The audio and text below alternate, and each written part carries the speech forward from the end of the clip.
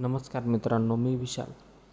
एक नवीन इंटरेस्टिंग व्हिडिओमध्ये सर्वांचे मनापासून स्वागत आहे.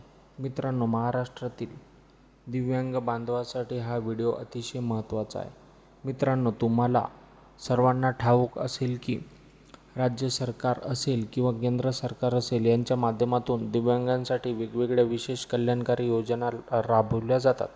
परंतु मित्रांनो, आपल्याला दिव्यांग सहाय्यक पोर्टलवरची फक्त 15 प्रकारच्या योजना दिसायला दिसतात किंवा त्याचाच आपण लाभ घेत आहोत. परंतु मित्रांनो, तुम्हाला तब्बल 50+ एवढ्या योजना राज्य सरकार प्रशासनाच्या माध्यमातून सुरू केलेल्या आहे आणि त्याचा लाभ घेण्याचा अधिकार आहे. आता केंद्र सरकारने तब्बल 19 प्रकारच्या योजना आहेत आणि राज्य सरकारच्या 31 प्रकारच्या योजना आहेत. या तुमच्यासाठी राज्य सरकारने नियोजित केल्या आहेत.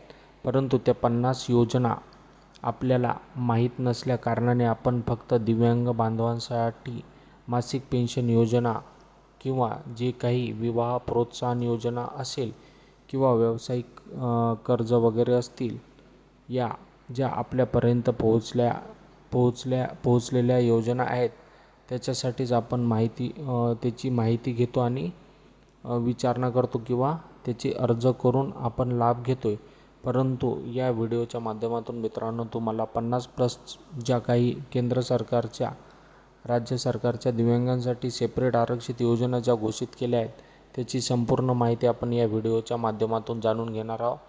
व्हिडिओला सुरुवात करण्यापूर्वी चॅनलवर जर नवीन असाल तर प्लीज चॅनलला सबस्क्राईब आणि लाईक करा. मित्रांनो, आता आपण पाहू दिव्यांगांसाठी केंद्र सरकारच्या योजना.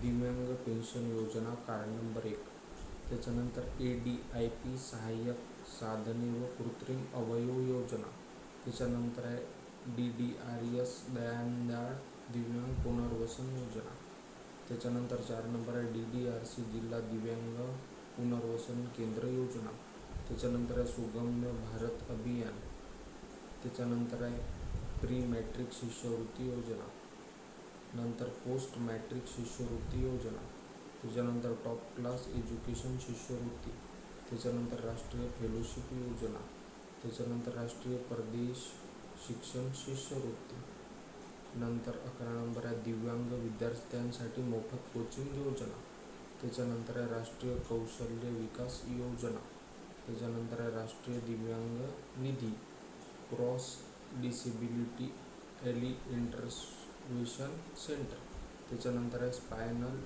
इंजुरी सेंटर आर्थिक सहाय्य योजना, त्याच्यानंतर आहे दिव्यांग संशोधन व तंत्रज्ञान विकास योजना, त्याच्यानंतर दिव्यांग जनजागृती व प्रशिक्षण योजना, त्याच्यानंतर दिव्यांगांसाठी स्वयंरोजगार प्रोत्साहन योजना, त्याच्यानंतर आहे इंदिरा गांधी राष्ट्रीय दिव्यांग पेन्शन योजना. अशा प्रकारच्या ह्या 19 योजना आहेत दिव्यांग व्यक्तीसाठी केंद्र सरकारच्या. त्याच्यानंतर आहे महाराष्ट्र शासनाच्या योजना.